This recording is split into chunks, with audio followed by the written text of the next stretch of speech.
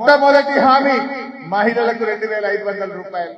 మొదటి హామీనే మహాలక్ష్మి పేరు మీద తెలంగాణ అక్కా చెల్లెలకు మహా మోసం చేసినటువంటి ఈ కాంగ్రెస్ ప్రభుత్వానికి పార్లమెంట్ ఎన్నికల్లో గుణపాఠం చెప్పాల్సిన అవసరం ఉంది. ఈ విషయాన్ని మీరు తప్పకుండా ప్రతి అక్కకు చెల్లెకు ఇలా వివరించి గట్టిగా చెప్పాల్సిన అవసరం ఉంది. నెక్స్ట్, పెన్షన్ ఎంత వస్తుంది? 2000 వస్తుంది కదా. వచ్చే నెల నీకు 4000 నీ ఖాతాలో పడతాయి. వచ్చే నెల డిసెంబర్ 9 నాడు పెద్దగా 2000 కాదు, ఇందిరమ్మ రాజ్యం వచ్చి నీకు 4000 రూపాయల పెన్షన్ వస్తుంది. ఎవరు నడుకునే పని లేదు. ఇంతకుముందే సీన్ చెప్పింది, మనోడు వచ్చి నీ కాళ్ళు ఎత్తుతాడు, పెట్రోల్ కు 500 1000 ఇప్పుడు రేవంత్ రెడ్డి చూస్తారే ఖాళీగా, మరి ఎవడొస్తాడు? ఏమైంది? డిసెంబర్ 9వ తారీఖు నాడే 4000 పెన్షన్ ఇస్తాడు. మన కేసీఆర్ మాట అంటే మాట. 200 ఉన్న పెన్షన్ ను 1000 చేస్తా అంటే 1000 వేసి, 1000 రూపాయలున్న పెన్షన్ ను 2000 చేస్తా అంటే మొదటి నెల నుంచే, ప్రభుత్వం వచ్చిన మొదటి నెల నుంచే 2000 రూపాయలు ఇచ్చి మాట మీద నిలబడ్డది మన కేసీఆర్, మన బీఆర్ఎస్ ప్రభుత్వం. కానీ ఈ రోజు వీళ్ళు డిసెంబర్లోనే 4000 ఇస్తామన్నారు.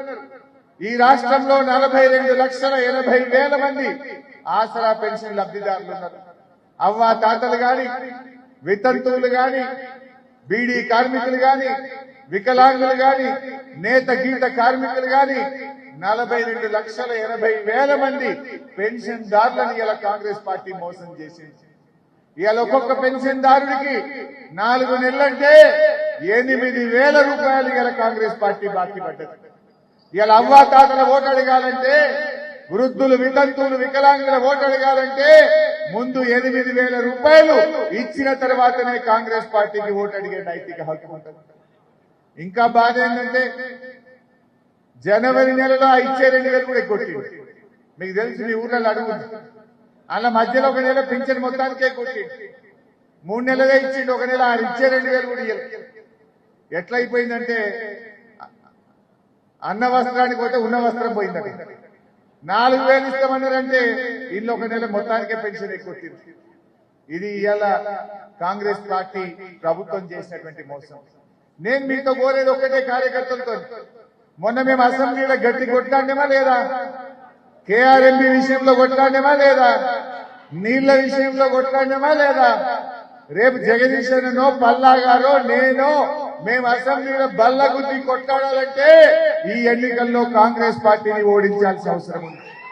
ప్రశ్నించే గొంతులు గెలిపించాల్సిన అవసరం ఉంది. మేము రేపు అసెంబ్లీలో బిడ్డ రేవంత్ రెడ్డి, నువ్వు 4,000 పెన్షన్ ఇస్తాని అవ్వా తాతల్ని మోసం చేసినావు కనుకనే నిన్ను ఈ ఎన్నికల్లో ఓడించిండ్రు.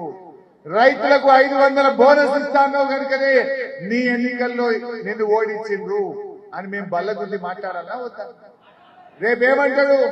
తప్పిపోయి ఎన్నికల్లో కాంగ్రెస్ పార్టీ భువనగిరిలో గెలిచిందనుకో, మేము లేచి మాట్లాడితే ఏమంటాడు?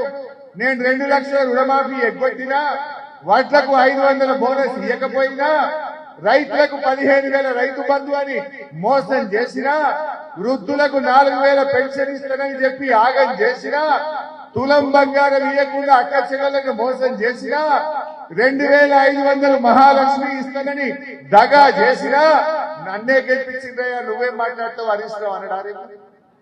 రేపు బిడ్డ నువ్వు ఇవన్నీ ఇయ్యలేదు కనుకనే నిన్ను ఇలా ప్రజలు ఓడగొట్టిండ్రు. ఇస్తవా ఇయ్యవా అని బల్ల గుద్ది కాంగ్రెస్ మెడలు వంచి ఇవి సాధించాలంటే బీఆర్ఎస్ పార్టీ గెలవాల్సినటువంటి అవసరం ఉంది. ఇలా ఈ ఎన్నికల్లో కాంగ్రెస్ ఓడితే ఇలా రాష్ట్రంలో కాంగ్రెస్ ప్రభుత్వం ఏం పడిపోదు, కాంగ్రెస్ గవర్నమెంట్ పడిపోదు. కానీ ఇవాళ కాంగ్రెస్ మెడలు వంచి 6 గ్యారెంటీలు అమలు చేసే అవకాశం మనకు దొరుకుతుంది. అవి అమలు జరగాలంటే ప్రశ్నించి